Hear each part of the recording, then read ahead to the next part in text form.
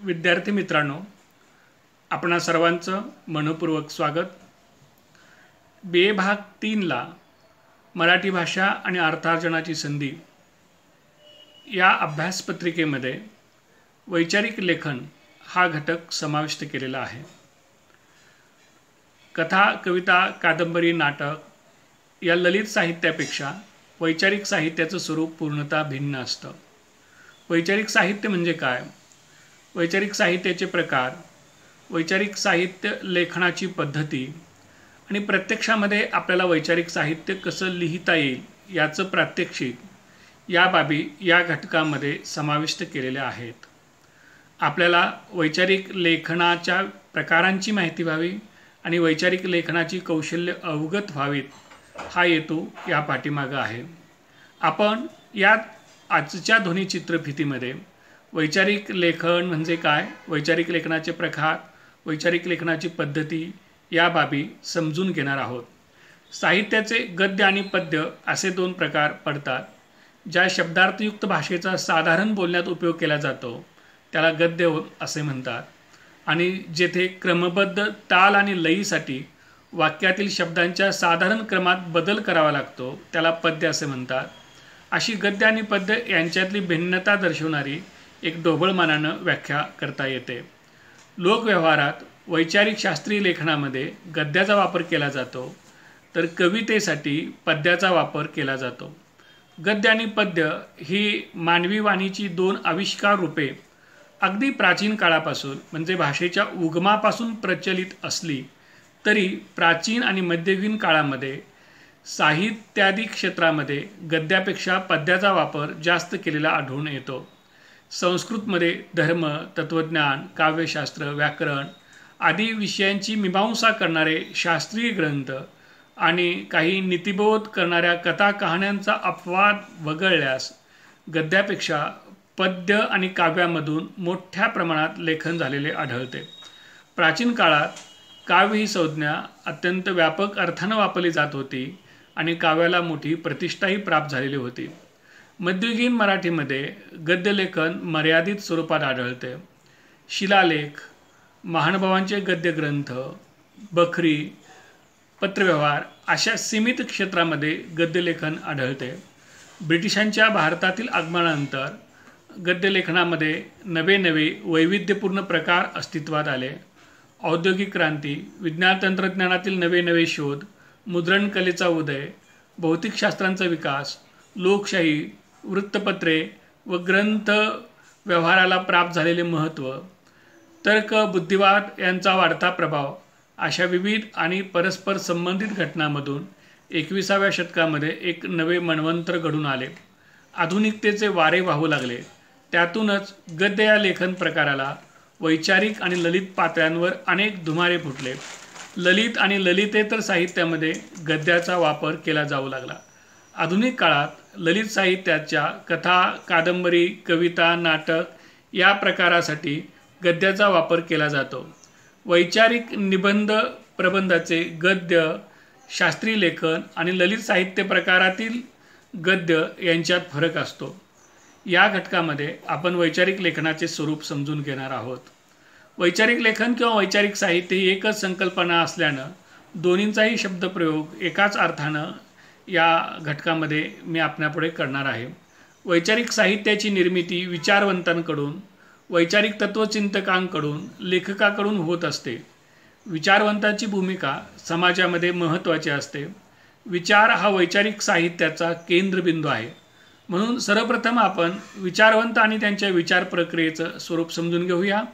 त्यानंतर वैचारिक साहित्याच्या प्रेरणा आणि वैचारिक साहित्याचं स्वरूप आपण समजून घेऊया। विचारवंत हा शब्द इंटलेक्च्युअल या इंग्रजी शब्दाला मराठी प्रतिशब्द म्हणून वापरला जातो। बौद्धिक किंवा वैचारिक क्षेत्रामध्ये उच्च दर्जाची तत्त्वचिंतनात्मक मांडणी करणाऱ्या बुद्धिवादी व्यक्तीस विचारवंत असे म्हणतात। मानवी जीवन व्यवहार व मानवी समाज संस्कृतीमध्ये समग्रतेने समजून घेण्याकडे विचारवंतांची प्रवृत्ती असते। घटना प्रसंगांचे मार्ग शोधून काढायचा ते प्रयत्न करतात। विविक्षित प्रसंगामध्ये त्यांच्या दृष्टीने सामान्य संकल्पना मूर्त झालेल्या असतात व त्या शोधून काढण्याकडे त्यांचा कल असतो. मानवी जीवन व्यवहार व मानवी समाज, मानवी संस्कृती या संदर्भातल्या अनेक बाबींविषयी त्यांना एक असाधारण अशी आस्था असते.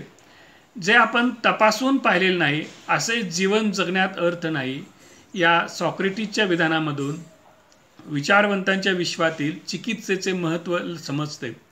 जीवनाच्या बौद्धिक चिकित्सेमध्ये जीवनाचा अर्थ आहे असं मानण्याकडे विचारवंतांची प्रवृत्ती असते. कर्ता म्हणून जगण्याऐवजी द्रष्टा, भाष्यकार म्हणून विचारवंत जगत असतो. जीवन व्यवहाराचे स्वरूप संकल्पनांच्या साहाय्याने आकलन करण्याचा प्रयत्न करत असतो. एका क्षेत्रातील संकल्पनांचा दुसऱ्या क्षेत्रामध्ये वापर करीत नवी मांडणी करण्याचा प्रयत्न करत असतो. मे पु रेगे यांच्या मते संकल्पनांच्या या हालचाली ज्याच्या मनात सुरू होतात आणि चालू राहतात तो विचारवंत. ज्ञानाच्या, अनुभवाच्या, व्यवहाराच्या कोणत्याही क्षेत्रात रस घेण्याची विचारवंतांची प्रवृत्ती असते. संकल्पनांची चिकित्सा, निर्मिती, विस्तार करणे आणि या संकल्पनांच्या आधारे प्रत्यक्ष जीवनाची चिकित्सा करणे अशा 2 पातळ्यांवर विचारवंतांचे काम चाललेले असते. जीवनाची चिकित्सा म्हणजे प्रचलित सामाजिक संस्था आणि व्यवहार, नीतिमूल्ये, राजकीय क्षेत्र, कला, वाङ्मय, सांस्कृतिक व्यवहार, विज्ञान आदी गोष्टींची जीवनाच्या कोणत्याही भौतिक अंगाची चिकित्सा. या चिकित्सेतून प्रस्थापित जीवन व्यवहाराचे मूल्यमापन होत असते व प्रचलित रूढितत्वांना एक आव्हान मिळण्याची शक्यता असते. जीवन व्यवहाराविषयी, जगण्याच्या गुणवत्तेविषयी ज्या समाजामध्ये एक सत्वभान जागृत असते, ज्या समाजात काही एक प्रबोधनाची, चिकित्सेची, विश्लेषणाची परंपरा जागृत असते, कसेही काहीही करून जगण्यात अर्थ नाही, योग्य मार्गानेच जगले पाहिजे, ह्या बाबतीत तडजोड नाही असा नैतिक विवेक जागृत असतो, त्या समाजात विचारवंत उदयाला येण्याची शक्यता अधिक असते. योग्य काय, अयोग्य काय आणि का असे प्रश्न सामाजिक व्यवहाराची बौद्धिक उकल करण्यासाठी विचारवंत उपस्थित करतात व त्यातून हाती आलेल्या संकल्पना, विचारांच्या मदतीने जीवन व्यवहारामध्ये परिवर्तन घडवून आणणे शक्य होते. समाजाच्या बौद्धिक दर्जाचा गुणात्मक विकास करणे हे विचारवंतांचे प्रमुख कार्य असते. बौद्धिक साधनेकडे एक ऐहिक व्रत म्हणून विचारवंताने पाहिले पाहिजे. आपली बौद्धिक सचोटी डागाळून न देणे ही विचारवंताची जबाबदारी असते. पुराव्याची निपक्षपातीपणे कठोर छाननी करणे, प्रमाण पुराव्यांचा आणि अनुमानांचा पुरेसा पाठिंबा असलेले तेवढेच विधान सत्य म्हणून स्वीकारणे आणि पुराव्याविरुद्ध जाणारे विधान असत्य म्हणून जाहीर करणे आणि या व्यवहारात कुठेही तडजोड न करणे ही बौद्धिक सचोटीची लक्षणे असतात. कोणत्याही क्षेत्रातील संकल्पना, विचारप्रणाली पारखून घेताना धर्म, समाजव्यवहार, राजकारण वगैरेंची चिकित्सा करताना विचारवंतांची सचोटी ढळता कामा नये. हे साधणे फार कठीण असते. एक बौद्धिक सत्वान्वेषण असते. समाजामध्ये विविध मतप्रणाली, भिन्न भिन्न प्रवाह, परस्पर विरोधी हितसंबंधाचे गट असतात. प्रस्थापित सामाजिक व्यवस्था स्थितिशील असते. स्थितिप्रियतेमुळे, गतानुगतिकत्वामुळे प्रस्थापित सामाजिक संस्थांच्या व्यवहाराचे संरक्षण करण्याकडे लोकमानसाची नैसर्गिक प्रवृत्ती असते. अशा वेळी आपल्याला जाणवलेले सत्य प्रस्थापित व्यवस्थेच्या कितीही विरोधी जाणारे आणि म्हणून कितीही अप्रिय ठरणारे असले तरी निर्भयपणे मांडणे हे विचारवंतांचे काम आहे. स्थितिशील सामाजिक गट व त्यांना धक्का देणारी नवीन मूल्ये ह्यांच्यात निकराचे बौद्धिक संघर्ष होत राहणे हे समाजाच्या वैचारिक जिवंतपणाचे लक्षण आहे. समाजाच्या सदसद विवेक बुद्धीचे प्रतिनिधित्व करणारे, सत्य काय आणि असत्य काय याचे वस्तुनिष्ठ आकलन मानणारे न्यायपीठ म्हणून काम करणे हे विचारवंतांची जबाबदारी आहे. कोणत्याही प्रकारचे दबाव, प्रलोभने, मोह, पूर्वग्रह, लाभ वगैरेंचा स्पर्शही होऊ न देता आपली विवक्षित सामाजिक जबाबदारी पार पाडणे हे विचारवंतांचे कर्तव्य आहे. नैसर्गिक, ऐतिहासिक व सामाजिक घडामोडींचे विश्लेषण करीत असता योग्य किंवा न्यायी तत्व कोणते व विद्यमान समाजाने कशा रीतीने परिवर्तित झाले पाहिजे की ज्यामुळे तो अधिक योग्य किंवा न्याय बनेल अशी वैचारिक मांडणी करणे हे विचारवंतांचे काम आहे. स्वतःला प्रतीत झालेल्या सत्याचे स्पष्टीकरण करून समाजाला त्याची जाणीव करून देणे, समाजाकडून त्याचा स्वीकार होईल याबद्दल आग्रही असणे व अशा स्वीकाराआड येणाऱ्या घटकांची प्रवृत्तींची कठोर चिकित्सा करून समाज प्रबोधन करणे हे विचारवंतांचे कार्य आहे. विचारवंतांचे समाजातील स्थान हे दीपस्तंभाप्रमाणे असते. विचारवंत म्हणजे समाजाचे डोळे. त्याने समाजाला नवी दृष्टी द्यायची असते. अविकसित समाजात तर त्यांना अनन्यसाधारण महत्त्व असते. निदान असावायला पाहिजे, कारण अशा समाजात जडता, रूढीप्रियता, भेदभाव, शोषण वगैरेंमुळे प्रगतीचा मार्ग खुंटलेला असतो. प्रगतीच्या मार्गावरील हे अडथळे दूर करून समाजाला विचारशील, विकसनशील बनवले व त्यास आधुनिकीकरणाच्या वाटा दाखवणे हे महत्त्वपूर्ण काम विचारवंतास करावे लागते. आदर्श समाजाची रचना कोणती?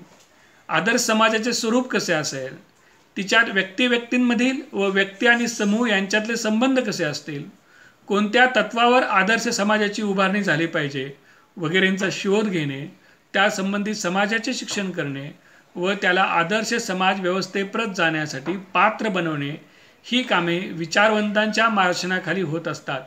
सामाजिक घडामोडी व प्रवृत्ती यांचा अभ्यास करून आपली मते परखडपणे मांडणे व समाजाचे आणि सत्ताधाऱ्यांचे मार्गदर्शन करणे ही विचारवंतांची सामाजिक जबाबदारी असते. विचारवंत हा सत्ताधाऱ्यांवर एक बौद्धिक अंकुश ठेवत असतो. गंबा सरदार विचारवंतासंदर्भात असं म्हणतात की समाज प्रबोधनाचे हे कार्य वाटते तितके सोपे नाही.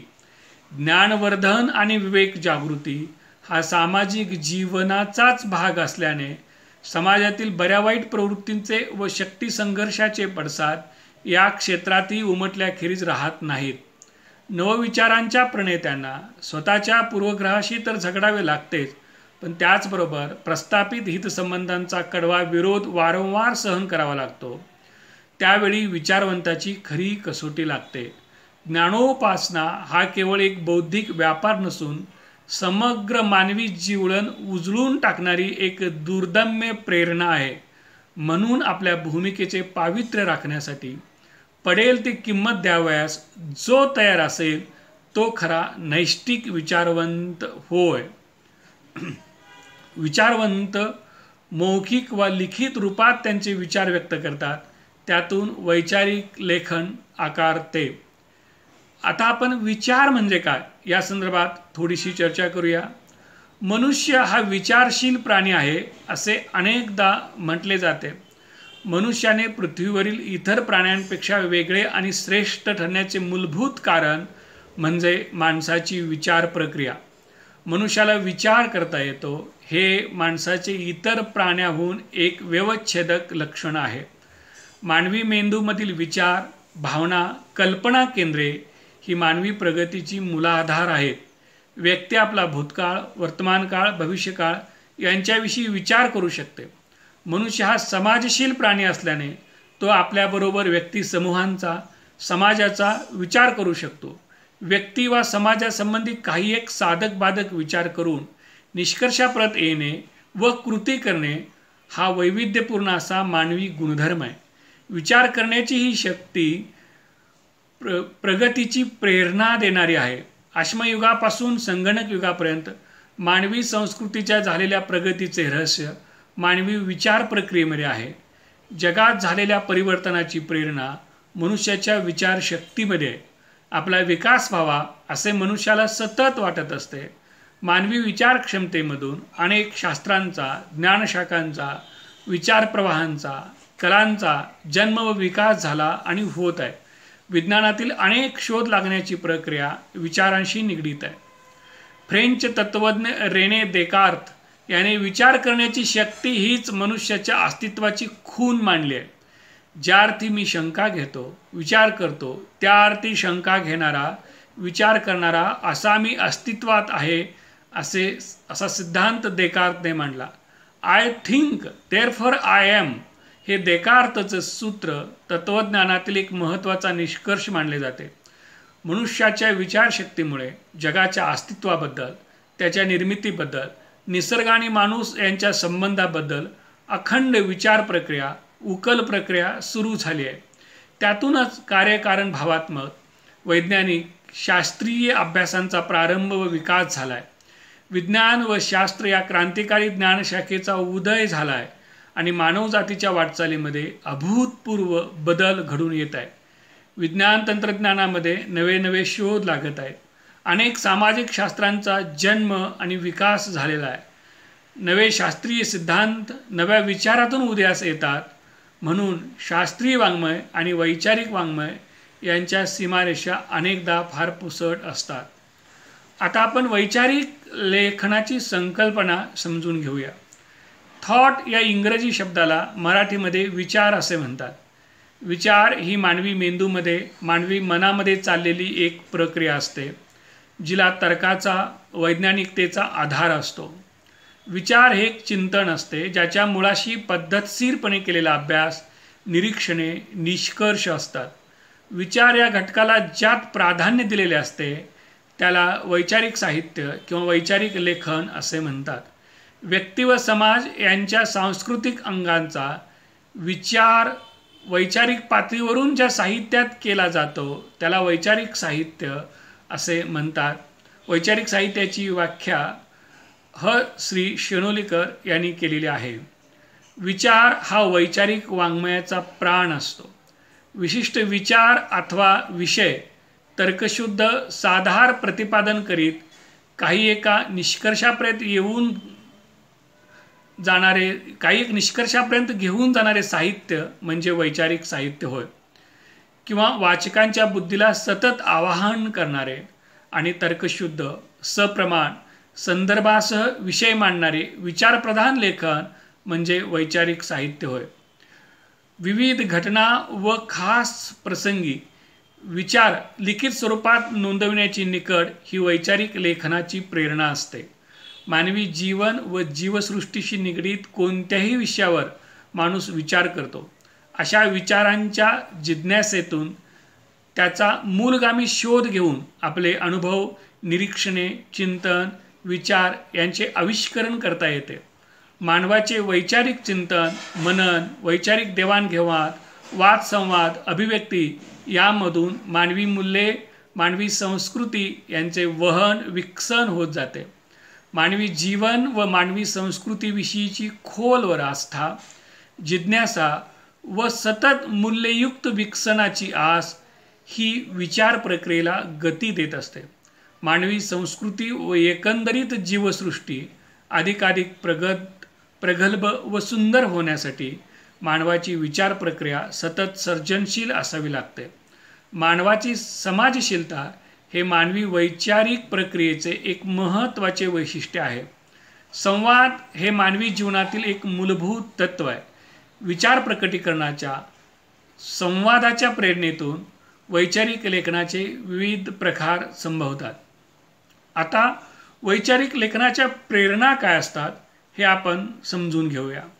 काही शाश्वत मूल्यांवर समाजाची बांधणी करणे, प्रत्येक समाज गटाच्या विकासाचा विचारव्यूह विकसित करणे हे वैचारिक साहित्याचे मुख्य प्रयोजन असते. विचारवंत साहित्यिक हे समाजासमोरील प्रश्न, समस्या यांचे शास्त्रशुद्ध आकलन मांडित असतात. स्वातंत्र्य, समता, बंधुता यावर आधारित समाज निर्माण करणे हा वैचारिक लेखनाचा एक महत्त्वाचा उद्देश असतो. माहिती देणे, बोध करणे, टीका करणे, चिकित्सा करणे, शंका निरसन करणे, आचारविचारांमध्ये परिवर्तन करणे, नवे बदल करणे, सुधारणा घडविणे अशा विविध उद्देशांनी वैचारिक लेखन केले जाते. वैचारिक लेखनामध्ये आशयाला, विचार प्रतिपादनाला अत्यंत महत्त्व असते.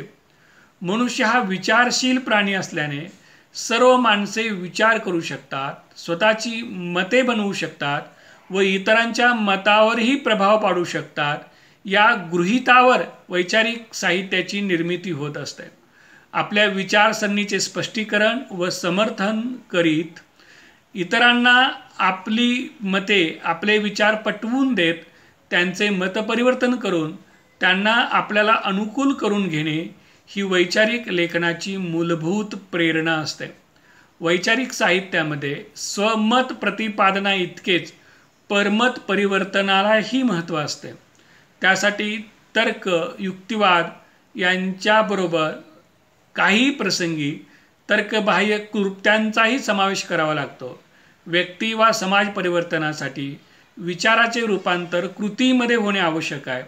नुसत्या विचाराने, ज्ञानाने वा तर्काने व्यक्ती कृतीस प्रवृत्त होत नाही. कृतीसाठी प्रसंगी व्यक्तीच्या भावनेस हात घालावा लागतो. त्यामुळे वैचारिक साहित्यामध्ये भावनात्मकतेचा प्रत्यय काही प्रमाणात का होईना येणं अपरिहार्य ठरतं. व्यक्ती कृतीप्रवण होण्यासाठी भाषेचा वापरही काळजीपूर्वक, कौशल्याने करावे लागतो. थोडक्यात, विशिष्ट मूल्यांच्या, विचारांच्या अनुरोधाने दुसऱ्याचे मतपरिवर्तन करून त्यांना कृतीप्रवण करायचे ही वैचारिक साहित्याची मुख्य प्रेरणा असते. अपेक्षित परिवर्तन व कृती किती प्रमाणात घडते यावर त्या साहित्याचे यशापयश अवलंबून असते. आता आपण वैचारिक लेखनाचे स्वरूप कसे असते हे समजून घेऊया. वैचारिक साहित्य विचारप्रधान असल्यामुळे ललित साहित्याहून भिन्न ठरते. विज्ञानसुद्धा भाषेत निर्माण होते, परंतु विज्ञानाला वैचारिक साहित्य असे आपण म्हणत नाही. विज्ञानात एक प्रकारची तांत्रिकता असते. वैज्ञानिक लेखनात व्यक्तिगत भावभावनांना स्थान नसते. वैज्ञानिक लेखनातील भाषेचे मुख्य कार्य बाह्य वस्तुस्थितीचे यथार्थ वर्णन करत तिचे स्पष्टीकरण करणे हे असते. न्यायालयीन लेखन, धार्मिक लेखन हे संबंधित व्यवस्थेच्या तत्वचौकटीने नियंत्रित व मर्यादित केलेले असते. त्यामुळे त्यांना वैचारिक लेखन म्हणता येणे अवघड आहे. पदार्थविज्ञान, रसायनशास्त्र यासारखी वस्तुज्ञान करून देणारी भौतिकशास्त्रे व तत्त्वज्ञान, नीतिशास्त्र, मानसशास्त्र, भाषाशास्त्र यासारखी सामाजिक शास्त्रे तसेच तांत्रिक ज्ञानाशी संबंधित शास्त्रे यांचा समावेश वैचारिक साहित्यामध्ये होत नाही. वैचारिक साहित्याचे स्वरूप इतर कोणत्याही वाङ्मय प्रकारापेक्षा वेगळे असते. वैचारिक साहित्य हा गद्य वाङ्मय प्रकार असला तरी शब्दांचा वस्तुनिष्ठपणे वापर केला जातो. वैचारिक साहित्यामध्ये एक विशिष्ट विषय असतो. विषय कोणता असावा यावर बंधन नसते. विचारवंतांच्या विचारविश्वातून स्फुरलेल्या कोणत्याही विषयावरील मूलभूत चिंतन वैचारिक साहित्याचा भाग असू शकते. त्या विषयातून विचार व्यक्त होणं हे महत्त्वाचं असतं. विचार हा वैचारिक वाङ्मयाचा गाभा असल्यानं विचार प्रतिपादन करणे हे वैचारिक वाङ्मयाचे मूलभूत प्रयोजन मानले जाते. धर्म, समाज, भाषा, साहित्य, कला, संस्कृती, शिक्षण, इतिहास, भूगोल, विज्ञान, न्याय, नीती, अर्थशास्त्र, वैद्यकशास्त्र, पर्यावरण अशा कोणत्याही विषयावर विचारवंत लेखक स्वमत प्रतिपादन, विवेचन, विश्लेषण करू शकतो. संबंधित विषयाच्या विविध पैलूंचा परिचय करून देऊ शकतो. एखाद्या विषयाच्या मुळापर्यंत जाण्याची एक बौद्धिक विचार यात्रा म्हणजे वैचारिक साहित्य. लेखकाचा अभ्यास, व्यासंग, निरीक्षण, अनुभव, चिंतन, दृष्टिकोन यामधून त्याचे वैचारिक लेखन आकाराला येत असते. वैचारिक लेखनात विचार प्रकटीकरण हे केंद्रवर्ती असते. लेखक आपल्या विचार प्रतिपादनार्थ वैचारिक लेखन करीत असतो. लोकशाही समाजव्यवस्थेत विचार प्रकटीकरण, खंडन-मंडन, नवमत प्रतिपादन, चिकित्सा यांना अनन्यसाधारण महत्त्व असते. विचार स्वातंत्र्य हे लोकशाहीचे एक महत्त्वाचे वैशिष्ट्य आहे. आपण जसे आपले विचार मौखिक वा लिखित स्वरूपात व्यक्त करीत असतो तसे इतरांचे विचारही ऐकत असतो, वाचत असतो. इतरांच्या विचाराशी आपण कधी सहमत असतो तर कधी असहमत असतो. आपली मतभिन्नता ही आपण नोंदवू शकतो. अशा प्रकारच्या वैचारिक देवाणघेवाणीतून समाज वैचारिकदृष्ट्या प्रगल्भ होत जातो. वैचारिक स्वातंत्र्याचे विकसन, संवर्धन करण्याबरोबरच उच्च जीवनमूल्यांची अभिरुची समाजामध्ये रुजत जाते. म्हणून कोणत्याही आधुनिक व विकसनशील समाजासाठी वैचारिक लेखनाचे महत्त्व जीवनसत्वांसारखे असते. वैचारिक लेखनामध्ये स्वमत प्रतिपादनाबरोबरच परमत खंडनाचीही एक पद्धत असते. एखाद्या विषयावरील इतरांची मते मांडत जाऊन त्यांची चिकित्सा करणे, इतरांच्या मांडणीतील त्रुटी, मर्यादा, विसंगती दाखवून देणे व स्वतःची मते, विचार यांची तर्कशुद्ध पुराव्यांशी मांडणी करणे, अशी एक पद्धत वैचारिक लेखनामध्ये असते. एखाद्या विषयावरील इतरांची मते युक्तिवादपूर्वक चिकित्सकपणे नाकारत जाऊन स्वतःची मते साधार प्रस्थापित करण्याची पद्धत म्हणजे खंडनमंडन होय. अशा स्वरूपाच्या लेखनासाठी पूर्वतयारी, त्या विषयासंबंधीची मतमतांतरे, पूरक संदर्भ, विषयाचे समग्र आकलन, शास्त्रीय अन्वेषक दृष्टी, बहुश्रुतता, तर्कशुद्ध युक्तिवाद कौशल्य इत्यादी बाबी लेखकाजवळ असाव्या लागतात. आपल्या विषयाच्या परिणामकारक मांडणीसाठी पूरक उदाहरणे, दृष्टांत, दाखले यांचा औचित्यपूर्ण वापर करता आला पाहिजे. विषयाचे समग्र अध्ययन करून सोमत प्रकटीकरण प्रभावीपणे करता आले पाहिजे. तर्कशुद्ध विचार प्रक्रियेचा स्वीकार आणि सराव यासाठी करावा लागतो. व्यक्ती आपले विचार भाष्यद्वारे मांडते.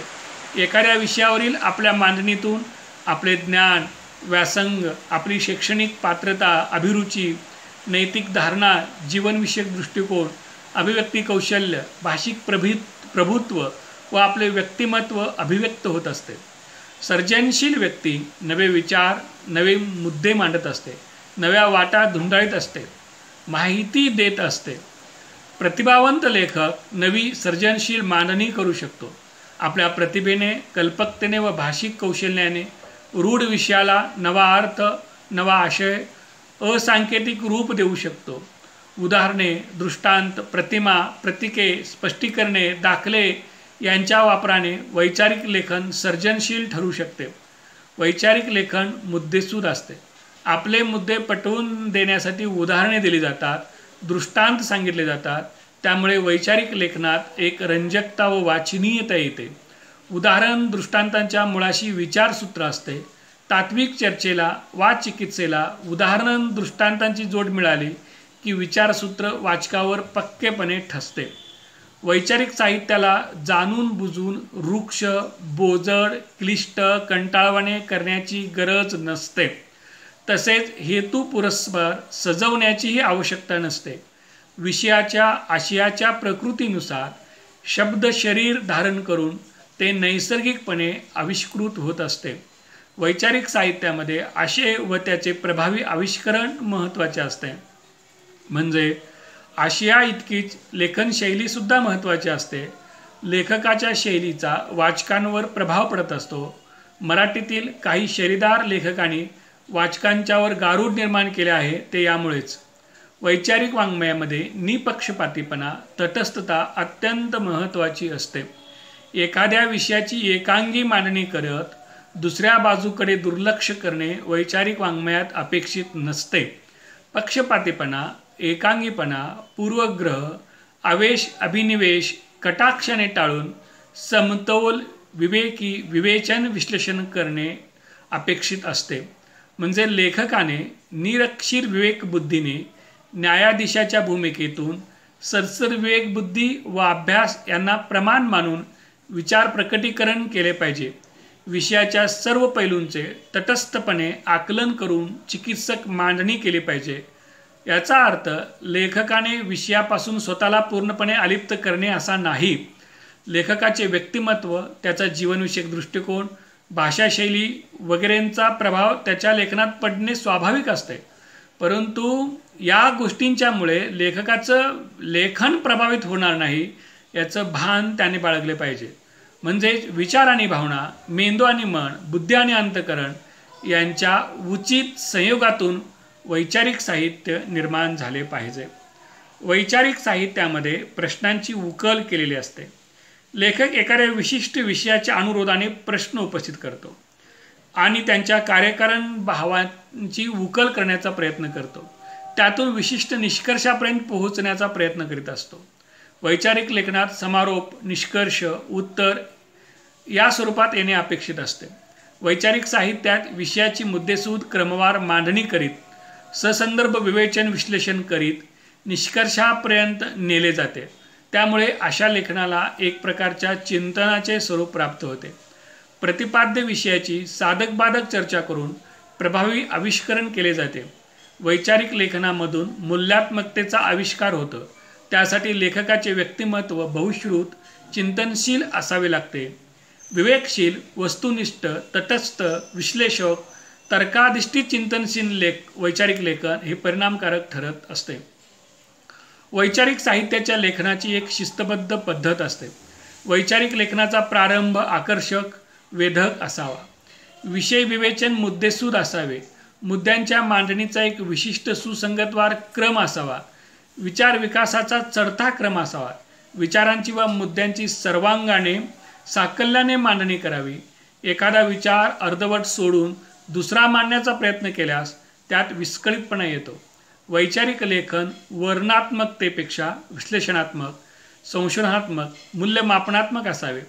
तर्कशुद्ध युक्तिवाद, खंडनमंडन, संदर्भ, आधार, अवतरणे वगैरेंचा वापर करावा. शेवट परिणामकारक असावा. वैचारिक साहित्याची भाषा प्रौढ, समतोल, विश्लेषक स्वरूपाची असावी आणि स्पष्ट अर्थ व्यक्त करणारी असावी. शब्दांमध्ये, विधानांमध्ये संदिग्धता नसावी. नेमकी दिशा स्पष्ट करणारे लेखन असावे. तार्किकता हे चांगले वैचारिक साहित्याचे महत्त्वाचे वैशिष्ट्य आहे. मनुष्य हा स्वाभाविकपणेच विचार करीत असतो. तर्कामुळे नैसर्गिक विचार प्रक्रियेला शास्त्रीय दृष्टी प्राप्त होते. विचारांमधील तर्कदोष हेरण्याची दृष्टी येते. कार्यकारण भावात्मक दृष्टिकोन प्राप्त होतो. वैचारिक साहित्याने विचार मंथनाला गती येते. विचारामध्ये सुस्पष्टता येते. वैचारिक लेखनात विचारांची तर्कशुद्ध मांडणी केली असते. सामाजिक व वैश्विक कल्याणासाठी नवविचारांची मांडणी केली असते. इतरांच्या वैचारिक भूमिकेची चिकित्सा करणे हा देखील वैचारिक लेखनाचा एक प्रकार असतो. वैचारिक मंथन करताना आपण सहिष्णुतेने इतरांचे विचार समजावून घेत असतो. मान्य असतील ते स्वीकारतो व अमान्य असल्यास वैचारिक पातळीवर नकार दर्शवितो. इतरांच्या विचारांचे सार्थ आकलन, व्यवस्थापन व मूल्य निर्णय करणे ही एक वैचारिक लेखनाची ज्ञान प्रक्रियेला चालना देणारी बाब आहे. एखाद्या व्यक्तीचे जीवनचरित्र, व्यक्तित्व सर्वांना परिचित असते, परंतु त्या व्यक्तीच्या विचारांचे, जीवनमूल्यांचे, कार्याचे, अलक्षित पैलूंचे विश्लेषण करणे व समाजघडणीतील त्यांचे योगदान अधोरेखित करणे वैचारिक लेखनातील सर्जनशीलताच असते. एखाद्या विषयाच्या विविध अंगोपांगांची उकल करण्यामुळे त्या विषयाचे एक समग्र आकलन समोर येते. वैचारिक साहित्य तसे कालानुवर्ती असते. तत्कालीन वातावरणातून उत्पन्न झालेल्या समाज वास्तवाशी, प्रश्नांशी, स्थित्यंतरांशी ते निगडीत असते. त्यामुळे त्यावेळी ते महत्त्वाचे ठरते, प्रभावी ठरते. परिस्थिती बदलली की ते अनेकदा इतिहास जमा होते. असे असले तरीसुद्धा एक ऐतिहासिक दस्तऐवज म्हणून ते